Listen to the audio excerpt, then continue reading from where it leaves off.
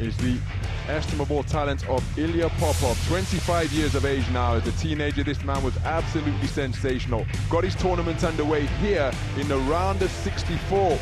At the quarterfinal stage, he beat Julian Ortiz Rivera of IBA Puerto Rico in what was an all-southpaw classic. Skillful bout, incredibly close.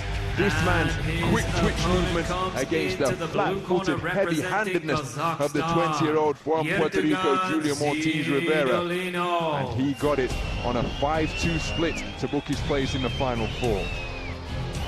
His opponent is Yertugan ZEINULINOV, the tournament #2 seed, 2025 World Boxing World Championship quarter-finalist at 65 kilograms. He had a bye in the round of 64. Terrific win over Davardalai Altangaral of Mongolia, giving him 2 8 counts in the round of 32. In the round of 16, he beat Jose Manuel Aguirre Cruz, the IBA pro. And then in the quarter-final, it was a really bizarre interlude because he beat Ahmad Shtiwi of Israel unanimously. They came together in a clinch. He tapped him somewhere just around the temple, just in the midst of a clinch. And from that point on, it was as though somebody had pulled a plug on Shtiwi because he staggered backwards, he got back up after the clinch, and he was all over the place. And from there on, he was in survival mode. And so that is how ZEINULINOV was able to box his way pretty comfortably into the final four.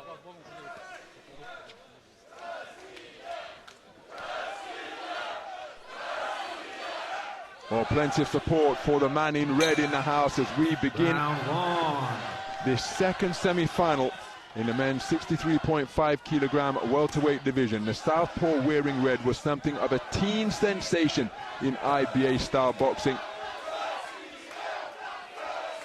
taking Youth Olympic gold in Buenos Aires. I was commentating on that contest. European Youth gold, World Youth silver, all at the same weight that he is now, light welterweight. In his first World Champs in 2019, he made it through to the quarterfinals, and he took Andy Cruz to eliminate him.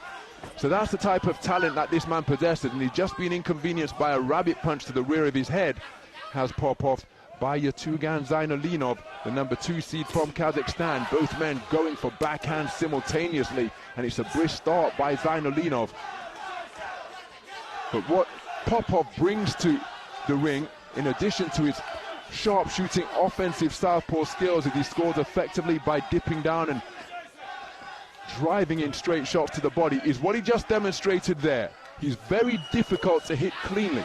It's almost as though you turn a knife sideways. He's getting pieced up through the middle of his gloves there, though. Wonderful snaking shots in between the defenses from ZEINULINOV. But typically, Popov has the ability to turn his stance like a blade on a knife, and presenting very little to hit out of that southpaw stance. But ZEINULINOV measuring the distance well and is aggressive over that front foot. Popov just spinning around the clock face to try and present a different angle. Good right hand to the body from ZEINULINOV, and this has been a terrific start from the man in blue. Going in search of his get back is Popov, as he dropped down to the body to shovel in a couple of punches. But ZEINULINOV keeping the movement going, whether on the front foot or being forced backwards. And his hands have been really accurate. He's reduced the power on his punches. Good left hand driven into the sternum from Popov, then tried to turn it into an overhand left. On the second one attempted, I think it was the crook of the elbow that caught the man from Kazakhstan. But ZEINULINOV continuing to just measure his man with real effectiveness. Both men dropping down with backhands, with left hands to the body. Overhand southpaw left brings a spirited round of applause and encouragement from the Popov fans in the house here. And Popov just stealing a furtive glance to his corner. That's right next to our commentary position. That's a cracking double southpaw left from Popov.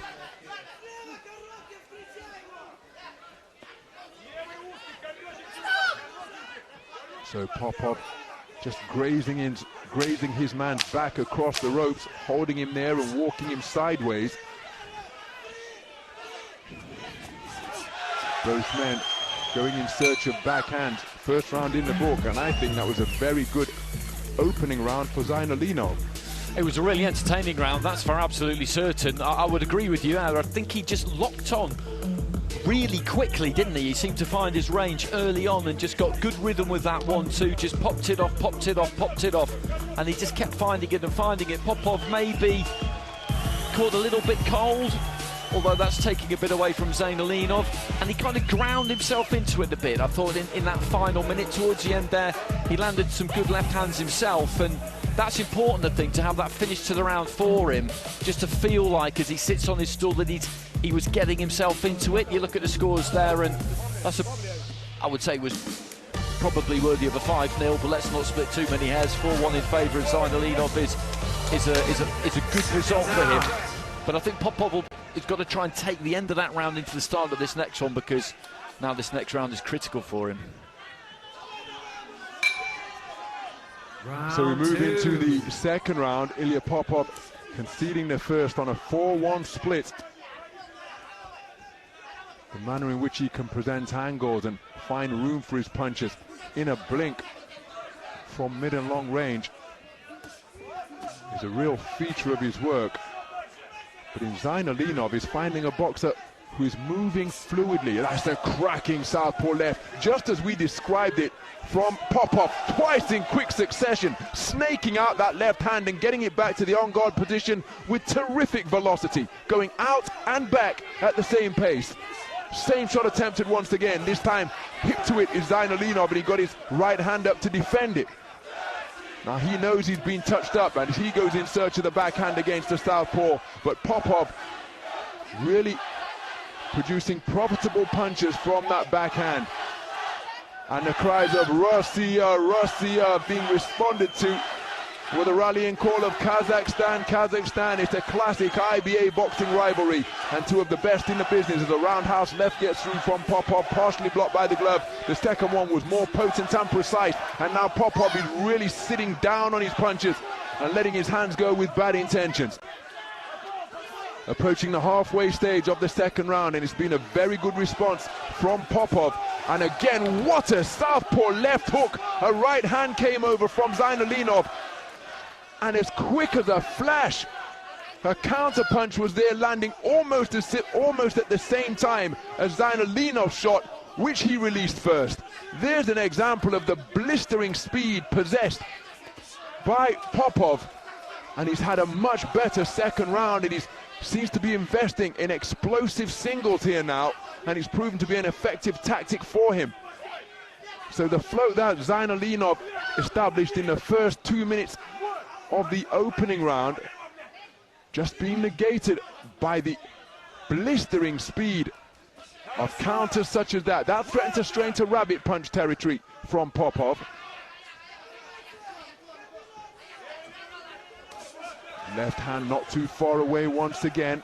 ZEINULINOV being reduced to missing. Oh, that's a sumptuous left hook to the body from Popov, who has picked up the pace of his punches notably here in the second round.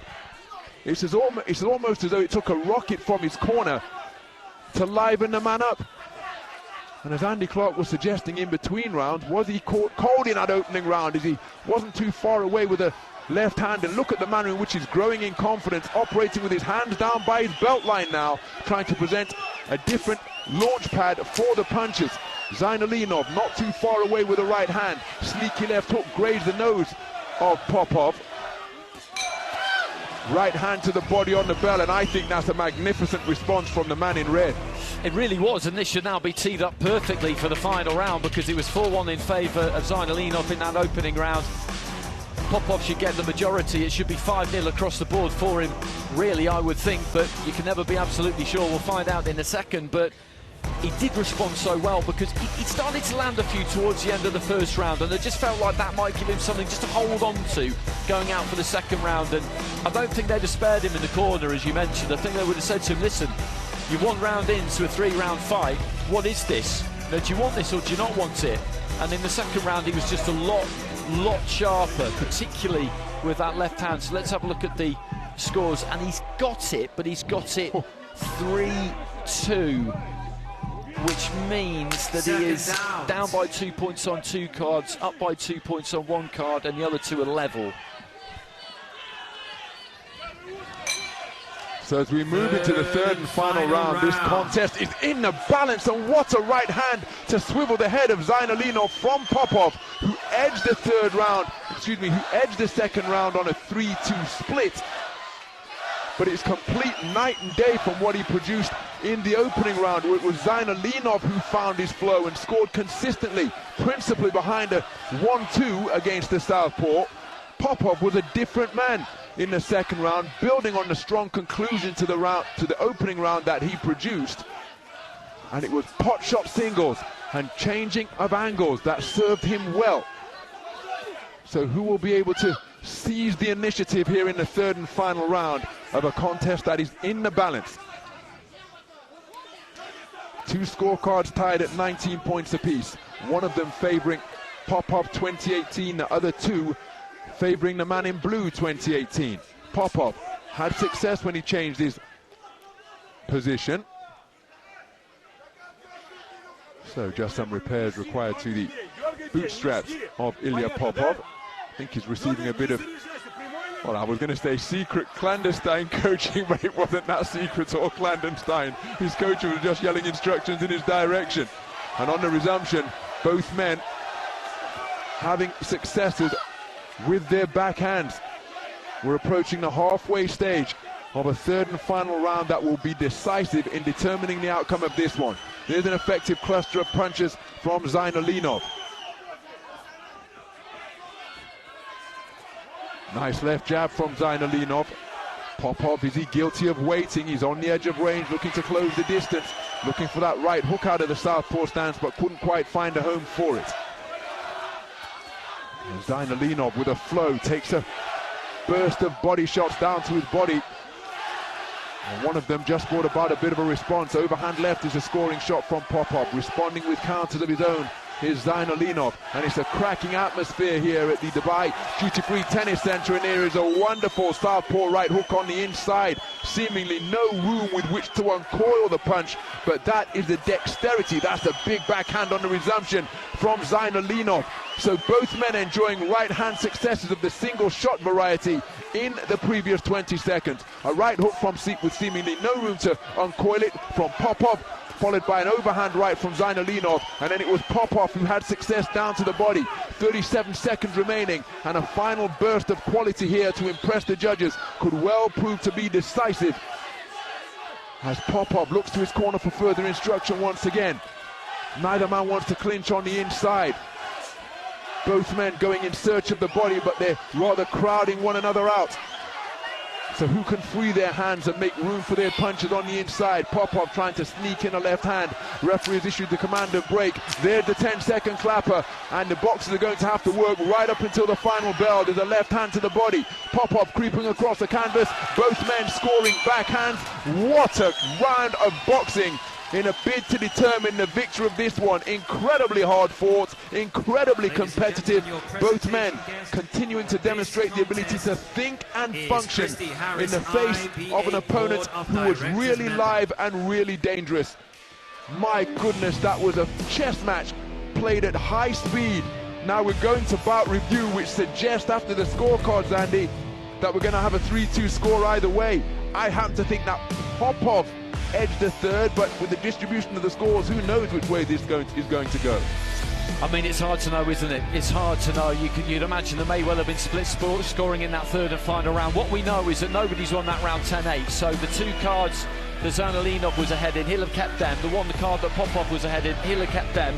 There were two drawn rounds there after 2 rounds, and what I can also tell you is that after 2 rounds, the observer and the evaluator, they both had it drawn as well. Wow. So literally anything could happen here, couldn't it? Ladies and gentlemen, the winner of this contest by a split decision and heading into the finals, in the red corner, Ilya Popov, Russia, the narrowest of split decision victors over the tournament #2 seed, Yertugan ZEINULINOV. An incredibly hard-fought affair of the highest skill. The explosive speed of the southpaw Ilya Popov, the free-flowing rhythmical boxing of the #2 seed Yertugan ZEINULINOV. He bitterly disappointed. There's a huge contrast in the emotions of the two boxers. ZEINULINOV's tournament comes to an end here. It is Popov who progresses through to the gold medal bout. Terrific final round, and just edging it is the man from Russia. I'll just take you through what happened there scores-wise, because with the 5 scoring judges at ringside, it was all down to those 2 drawn cards. Now they got 1 each, and that meant that with the 5 judges ringside, ZEINULINOV had it 3-2, which obviously sends it to the bout review.